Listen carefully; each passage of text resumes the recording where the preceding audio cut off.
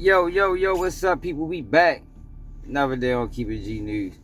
And then, y'all, we gotta dispel some of these false narratives on Durk, y'all. Like, for the life of me, y'all, I don't understand the interest that YouTubers have in seeing a man go down for the rest of his life. But on Keep It G News, yo, we focus on the defense. You know what I mean? Like, if they want to take the side of the prosecution, let them take the side of the prosecution. Yo, I take the side of the defense because I always been on the side of the criminal. You know, when it come down to criminal proceedings, I always been on the wrong side of the law, yo. So when I look at a case, I look at it defensively. Like, I don't know how to look at the case offensively. I mean, I can't say I don't know how to, because I can. Because I know what's strong evidence and what's not strong evidence. So, Durk was just up for bail yesterday. And a lot of people might be confused as to why the feds decided to drop this information on Durk. And I'm going to tell y'all why.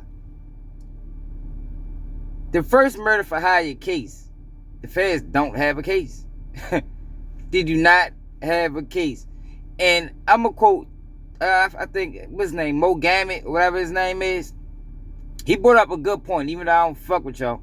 But he brought up a good point when he wanted to be honest. And what he said was, the feds wasn't even going to charge Durk. The feds didn't decide to charge Durk, y'all, until Durk decided to run. Or at least in their mind. But what they did initially when they decided to grab Vonnie and Dee Dee and the rest of those guys is they was hoping somebody would talk. Because Durk is a multi-millionaire, y'all, and the feds is not interested in it looking bad. They already was looking bad when NBA Youngboy beat him, you know. So, they didn't have a case there. All they had was text messages. You understand what I'm saying?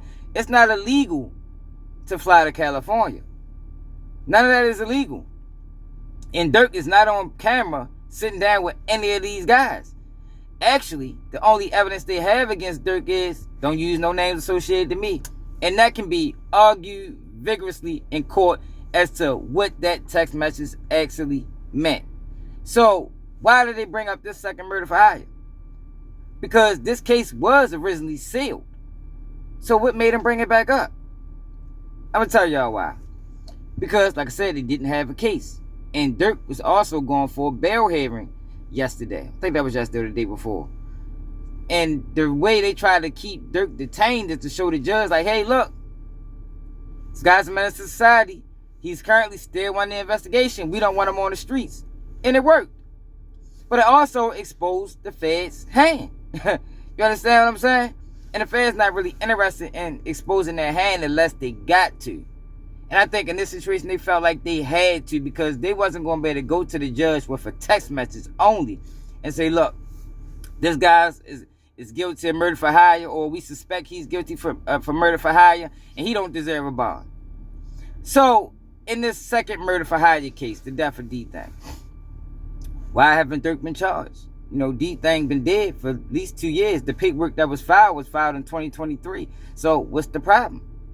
I'm going to tell y'all the problem. Now, the shooters are done. Rock solid, ironclad case, done. And then you got CHS1, who I think is Trench's News, if you want to be all the way honest. The feds allow hearsay, right? They do allow it. You know, that's one thing that differs between federal crimes and state crimes. They do allow hearsay. But what can CH1 actually tell them? Yeah, I heard Durk was putting money on everybody. But this is one thing that the CS1 said, the CHS1 said that didn't make sense. They said that Durk is willing to put a bounty on any GD or BD, whatever fucking gang he against. And how much sense do that sound, y'all? Actually, he wanted to put a bounty on everybody. Man, get the fuck out of here. That sounds foolish. That sounds foolish. Like I said, but the other guys is done. They got a rock solid case. They left the phone. They got fingerprint evidence from a Walgreens cup. They got surveillance footage. But you need the guys to tell. This is the issue that I had with Trench's News originally when I called him a hater. Because why do you want these guys in jail so bad? Why do you want them in jail so bad? And when he put out this video, and I think it might have went viral. I think at least probably got 100,000 views.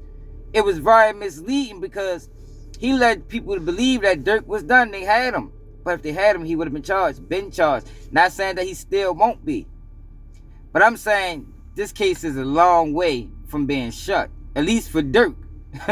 You get me? Because another thing that came out in that paperwork was a phone.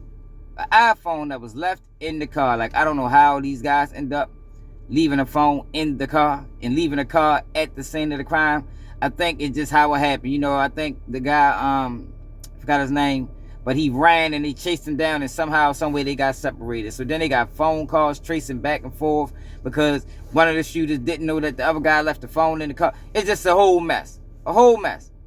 But one thing people need to understand about that phone is it's locked. It's locked. That's what's holding the feds up. The feds got to get into that phone because the text message that they seen, it wasn't from the text message of whoever they think is close to Durk. So you got on one end of the text message, yo, what's up? Where the money at? Yo, this person said this, that, and the third. They need those texts. They need that text thread. Now, if they can get that text thread, Durk could be done. Let me know how y'all feel about this in the comments. Hold up. Let me say this. They've been trying to get those texts for 2 years. Chicago PD tried to retrieve them. The feds tried to retrieve them. But one thing you got to know about iPhone, y'all, is they do not work with the law enforcement. No way, no how. It's not the first case where Apple has turned down working with law enforcement. Because what you got to know about Apple is Apple market cap is just as big as the United States. And that's the thing about a lot of these companies. Apple, Google, and so on and so forth. There's no real government over them because they overtop everybody. Now, they're currently still trying to get into this phone. We'll see how it all play out.